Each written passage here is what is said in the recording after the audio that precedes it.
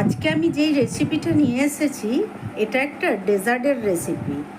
এটা হচ্ছে পাকা আম আর পাউরুটি দিয়ে বানানো।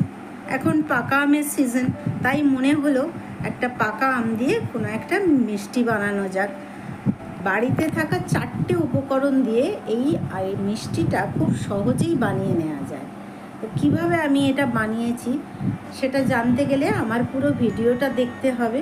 আর দেখে যদি ভালো লেগে থাকে তাহলে লাইক, শেয়ার, কমেন্ট। আর যদি ফেসবুক থেকে দেখে থাকো তাহলে আমার পেজটাতে ফলো করে দিও। আর যদি ইউটিউব থেকে দেখে থাকো তাহলে আমার চ্যানেলটাকে সাবস্ক্রাইব করে দিও। তাহলে চলো দেখাই এটা আমি কিভাবে বানালাম।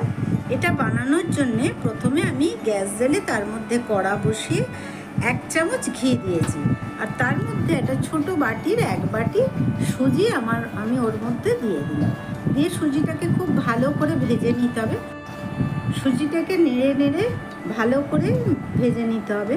সুজিটা যখন লাল হয়ে যাবে তখন আমার ভাজা হয়ে গেছে, তখন ওর মধ্যে আমি আগে থেকে ফুটিয়ে রাখা হাফ বাটি দুধ আমি ওর মধ্যে দিয়ে দিলাম।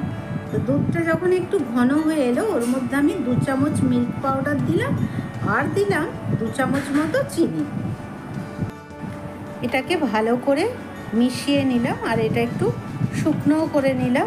যখন এটা ভালো শুকনো হয়ে এলো আমি একটা মিক্সির বাটিতে একটা আমের 2টো চোকলা নিয়ে সেইগুলোকে পেস্ট করে নিয়েছিলাম। তো তার একটা ভাগ ওর মধ্যে দিয়ে ভালো করে মিশিয়ে নিলাম।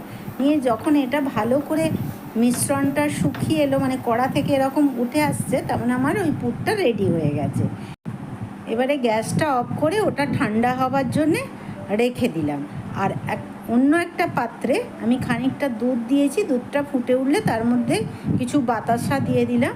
দিয়ে দুধটাকে বেশ একটু ঘন করে নিলাম। নিয়ে গ্যাসটা অফ করে দুধটা ঠান্ডা হওয়ার জন্য রেখে দিলাম। দুধটা ঠান্ডা হয়ে গেলে তার মধ্যে আমি 1 চামচ মিল্ক পাউডার দিলাম আর 2টো ছোটো এলাচের দানাগুলো ওর মধ্যে দিয়ে ভালো করে মিশিয়ে নিলাম। এরপরে আমার কাছে যে আমের পাল্পটা হাফ ছিল সেটাও ওর মধ্যে দিয়ে দিলাম, দিয়ে ভালো করে মিশিয়ে দিলাম। এই জন্যই গ্যাসটা অফ করে আমি ঠান্ডা হতে তারপরে এই সব জিনিসগুলো ওর মধ্যে আমি মেশালাম। কেননা গরম অবস্থায় মেশালে দুধটা কেটে যাওয়ার সম্ভাবনা থাকে, তাই দুধটা ঠান্ডা হওয়ার পরে আমটা মিশিয়েছি। আর এদিকে একটা স্লাইস পাউরুটি নিয়েছি, তার 4টে সাইড খুব ভালো করে কেটে নিলাম। নেবার পরে ওটাকে একটু বেলন দিয়ে চেপে নিচ্ছি, একটু বেলে নিচ্ছি। বেলা হয়ে গেলে আমি যে পুরটা করে রেখেছিলাম সেই পুরটা ওর মধ্যে দিয়ে আর এটাকে পাউরুটিটাকে রোল করে নিলাম। রোল করে এটাকে রেখে দিলাম। এটা আমার একটা মিষ্টি রেডি হয়ে গেল। এরপর আবার সেম প্রসেসে এরকম আরেকটা পাউরুটি নিয়ে তার সাইডগুলো, এই সাইডের লাল অংশটা কেটে আবার বেলন দিয়ে সেটাকে বেলে এরকমভাবে এই যে বেলে নিয়ে তারপরে আবার ওর মধ্যে পুর দিয়ে সেটাকে রোল করে নিলাম। রোল করে সেটাও সরিয়ে দিলাম। এরকমভাবে সমস্ত মিষ্টিগুলো আমি একটা একটা করে রেডি করে নিলাম। আমি 5 পিস পাউরুটি নিয়েছিলাম, 5টা মিষ্টি আমার রেডি হয়ে গেছে।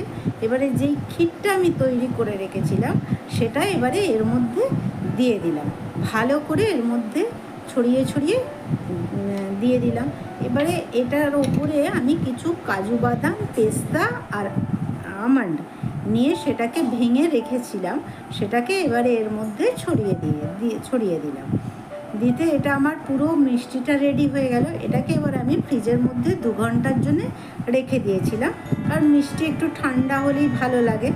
তো সেটা 2 ঘন্টা পরে ফ্রিজ থেকে বার করে আমি সার্ভ করলাম। দেখো কত সুন্দর দেখতে হয়েছে আর খেতেও খুব সুন্দর হয়েছিল। তো এটা দেখে যদি তোমাদের ভালো লেগে থাকে তাহলে অবশ্যই কমেন্ট করো। আর তোমরা অবশ্যই একবার এরকম বানিও, বানানোটাও খুব সহজ। থ্যাংক ইউ আমার পুরো ভিডিওটা দেখার জন্যে। কালকে আবার তোমাদের সাথে একটা নতুন রেসিপি নিয়ে